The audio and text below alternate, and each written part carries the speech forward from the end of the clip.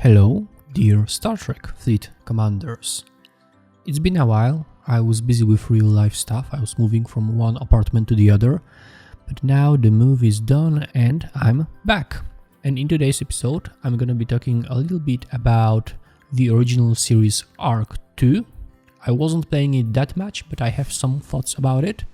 I have some good news, I have some not that good news, and I would like to give a sneak peek of some few episodes that are coming in the near future. I hope you're gonna like it, and at any point of time, if you realize that you want to have more of this kind of information, or you want to make sure that you're gonna be noticed about the next wonderful video from Emperor Son, make sure you click subscribe, you click like under this video, and of course you click the bell notification icon. We are over 500 subscribers right now, and you can be the next one who's gonna be joining the Big Brain Society.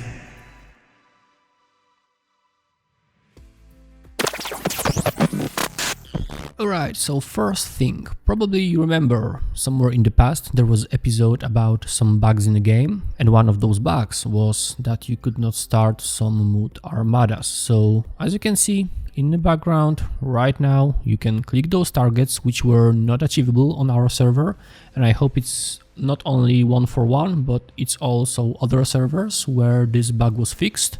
And it wasn't mentioned anywhere in the release notes or on the official Discord channel.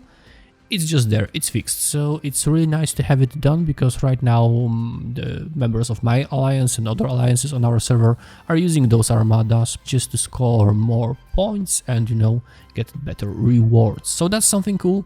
That was something that was, you know, being done under the hood or under the carpet, and we did not know that it's coming. But it was done. And of course, big thanks to everybody who participated in sending this form or this email that I prepared a few episodes back, and giving the Scopely feedback that you also want those mutmadas to be fixed. Thanks to everybody who were supporting that fix. The next thing, I was playing this game a little bit, this Arc Part 2, I was able to get all the rewards, but because of the moving, my gameplay was limited, so I don't have any really cool insights for now. Beside that, the original series Kirk and the original series Uhura are really cool officers if it goes to PvP. So if you are on a server that does a lot of PvP, this combination of officers on your enterprise might be something you would need to look into. I think those are really nice officers, and they are worth to have them. So that's about the officers from the original series Part 2. There were some missions, there were some additions into the game, nothing really spectacular, nothing really important to the point that I would like to mention it right now. Although there was one more thing, of course we got a new client at the beginning of the Arc 2, and this client made me start to doubt that I want to play that game anymore. So there were a lot of this, right? Or a lot of this. And beside those obvious issues, we have a overlapping interface where you can see like a galaxy view and a station view at the same time, and they're like buttons are mixing, or you go to the officers and you see the galaxy view on top of the officers view, or you go to ship upgrade or ship officers setup view, and like you have a squeeze of different views there.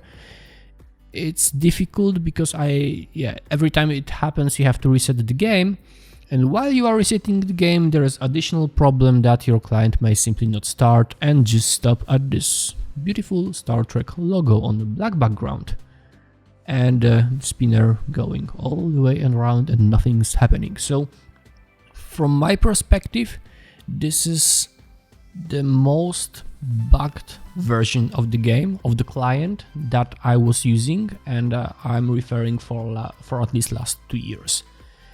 It was never that bad. Right now, I don't know what happened, what the developers did, but the stability of the client is terrible. So Scopely developers, please fix that. Fix the client, because raiding is a problem, because you can just simply stuck into one of those screens at any point of time, and you just need to restart your client. And we know that with raiding it's important to be online, right, to be able to send those ships, to get those resources. Also, scoring points in events is also problematic because you can simply, be left dead in the PvP zone and you cannot react to somebody coming, you cannot warp out, you cannot fight, you are just sitting there alone, not moving, and you are easy target. So it makes the gameplay much worse than it used to be. And I was promising I will not be complaining much after the Mudmadas will be fixed, but this is worse. This is much worse. The stability of client is much worse than it used to be, and I'm really surprised that there were no updates meanwhile being sent to the users. So yeah, the stability is improved. Yeah, so that's about the stability of the client. Of course, with this arc we got new battle pass, new rewards, new events. The ticketed events, they were pretty nice, pretty fun. We got a lot of resources, allowing every player to grow. For me, it was like one big building. I was able to start building like one of my really expensive buildings, so I got a lot of power steel and tritanium and dilithium. So that was working for me. I kind of really liked the story about the Doomsday Machine and those worms, which were pure creation of our developers and graphic designers. So yep, that was pretty nice. The story, the missions were quite okay. I like to read through all those stories and see what's there. The rewards of the missions might be a little bit higher, a little bit better, especially for higher level players, but I believe it's like for any level players. Sometimes, you know, rewards from the missions do not even pay for the input you need to do, you know, when you are doing those missions. So missions were so-so, not bad, not good. I would say decent. We are waiting from the original series Arc 3, which I guess gonna be released next week, Tuesday, I guess. Yeah, it looks like a stable cycle, that when the one arc ends, you have more or less like a 1 week of break, and then the new arc is being released. So for those of you who have a really long building times or research times, and you have some friendly alliances, you can do this like alliance hop from one alliance to the other. So you can do the alliance hopping and, you know, speed up your building or research time. That's cool.